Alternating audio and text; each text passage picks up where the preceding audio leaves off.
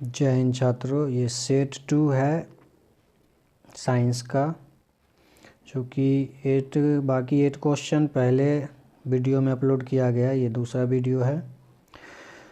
9 number question है, सूर्योदय के समय सूर्य रक्ताभ क्यों प्रतीत होता है।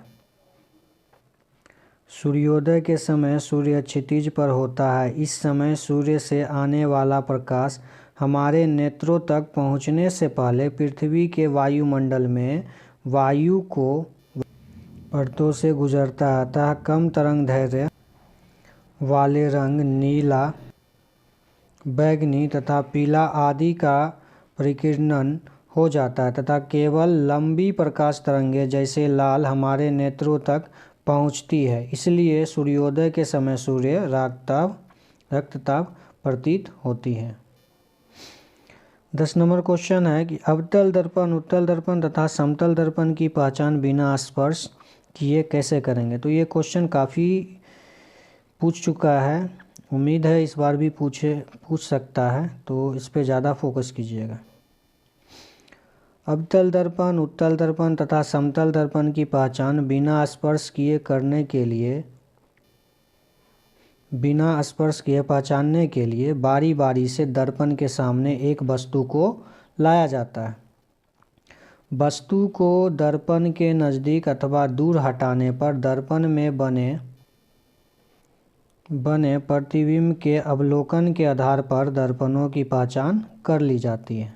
यदि वस्तु को दर्पण के सामने रखने पर सीधा और बड़ा प्रतिबिंब बनता है तो दर्पण अवतल दर्पण कहलाती है।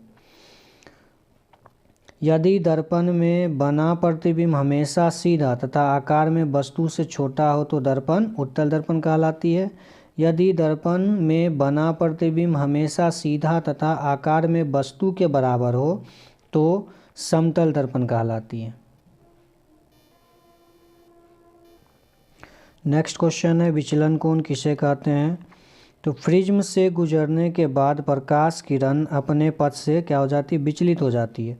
आपतित और निर्गत किरण के बीच के कोण को विचलन कोण कहते हैं। आपतन कोण के बढ़ने के साथ विचलन कोण घटता है और न्यूनतम होने के बाद फिर बढ़ने लगता है।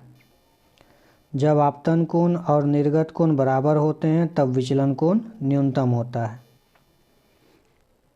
नेक्स्ट क्वेश्चन है, प्रकाश का वर्ण विक्षेपण से आप क्या समझते हैं।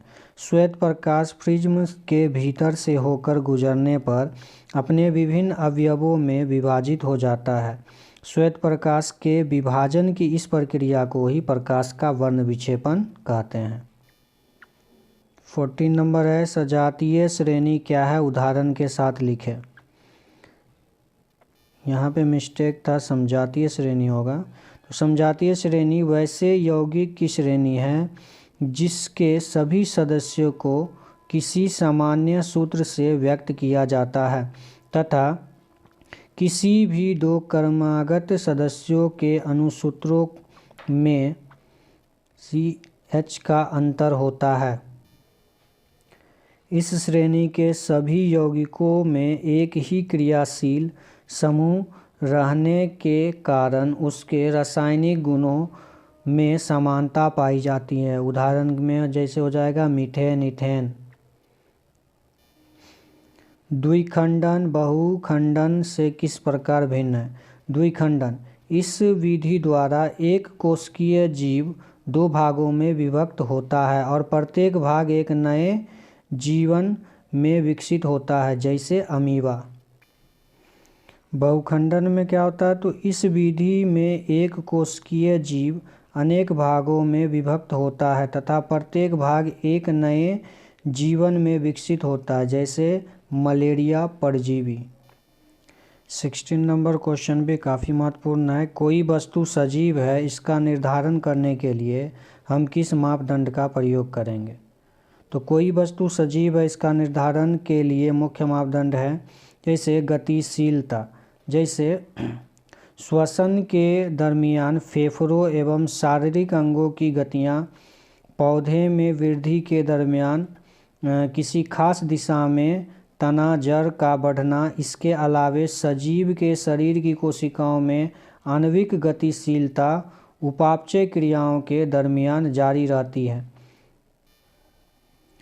गतियों के अलावे सजीवों के शरीर की संरचना कोशिकीय संगठन द्वारा होती है। कोशिकाओं में जीव द्रव्य की उपस्थिति वृद्धि,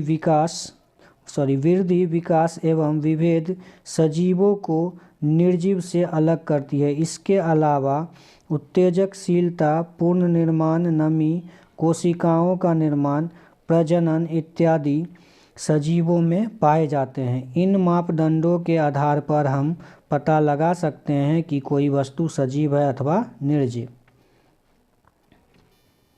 17 नंबर क्वेश्चन है, ओजोन क्या है तथा यह किसी परितंत्र को किस प्रकार प्रभावित करती है। तो ओजोन एक गैसीय परत है जो वायुमंडल की ऊपरी सतह में पाई जाती है। यह सूर्य से आने वाली पराबैंगनी विकिरण से पृथ्वी को सुरक्षा प्रदान करती है।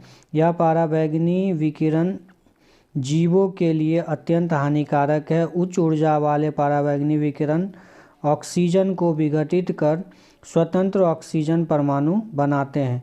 इस प्रकार यह पराबैंगनी किरणें समाप्त हो जाती है। यदि यह किरणें समाप्त नहीं होती है तो ये पृथ्वी पर पहुंचकर जंतुओं के शरीर में कैंसर उत्पन्न कर सकती है। 18 क्वेश्चन है, प्रकाश संश्लेषण के लिए आवश्यक कच्ची सामग्री पौधे कहाँ से प्राप्त करते हैं। तो प्रकाश संश्लेषण के लिए जो कच्ची सामग्री है वायुमंडल से कार्बन डाइऑक्साइड एवं जमीन से जड़ द्वारा अवशोषित जल कच्ची सामग्री के रूप में प्राप्त कर सूर्य प्रकाश की उपस्थिति में प्रकाश संश्लेषण की क्रिया संपन्न करते हैं। तो जल, कार्बन डाइऑक्साइड और सूर्य की प्रकाश को कच्ची सामग्री के रूप में जो है प्रकाश संश्लेषण की क्रिया होती है। तो इसमें जो है काफ़ी जगह वर्ड जो हैं शब्द गलत हैं, तो उन पे ज़्यादा ध्यान ना दें, उस चीज़ को सही कर दिया जाएगा बाद में। बाकी आप लोग अच्छे से तैयारी करें। जय हिंद।